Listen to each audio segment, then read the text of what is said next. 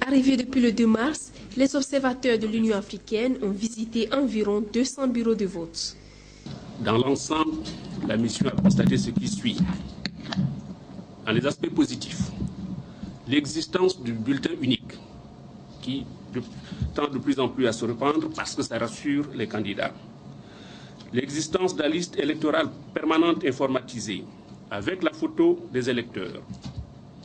L'existence de la carte d'électeur biométrique, le respect du secret du vote, l'absence d'intimidation des électeurs, la présence continue des représentants de la Cour constitutionnelle dans les bureaux de vote, la forte affluence des électeurs, la présence des observateurs nationaux et internationaux dans les bureaux, le calme durant le vote, la bonne maîtrise des opérations de vote par les membres des bureaux, l'installation des bureaux de vote dans les lieux publics, la disponibilité du matériel électoral en quantité et en qualité, ou encore la discrétion des forces de l'ordre.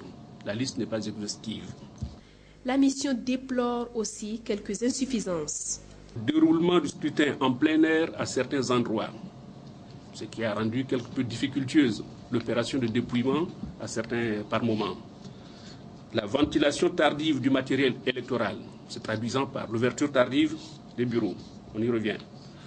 L'absence des représentants de la majorité des candidats dans les bureaux de vote.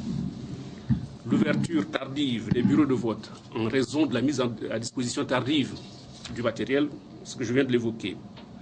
L'arrivée tardive des registres, et ça participe du même constat, donc l'arrivée tardive des registres de vote par procuration et par dérogation. Le vote sans carte d'électeur pour certains détenteurs de récépissés. D'où des suggestions. La mission d'observation estime que l'élection présidentielle du 13 mars 2011 s'est déroulée dans la paix, la sécurité et la régularité. Cependant, dans un souci d'amélioration continue du processus électoral dans ce pays, la mission fait les recommandations suivantes aux différents acteurs du processus. Tout d'abord, prendre des dispositions pour donner des cartes d'électeurs à ceux qui disposent de récépissés. Prévoir une révision de la liste électorale afin de prendre en compte les citoyens en âge de voter qui n'ont pas pu l'être pour l'élection présidentielle. Former et sensibiliser les représentants des candidats dans les bureaux de vote sur leur rôle de contrôle. Prévoir l'identification formelle des membres du bureau de vote qui se confondaient parfois avec les électeurs.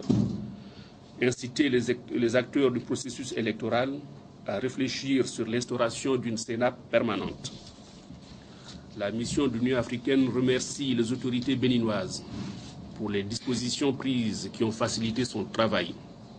Elle félicite tous les acteurs du processus électoral pour le travail abattu, ainsi que l'ensemble du peuple béninois pour son esprit de tolérance et sa mobilisation, gage d'un enracinement durable de la démocratie au Bénin. Enfin, la mission voudrait inviter les candidats en lice à utiliser les voies de justice pour régler toute éventuelle contestation électorale.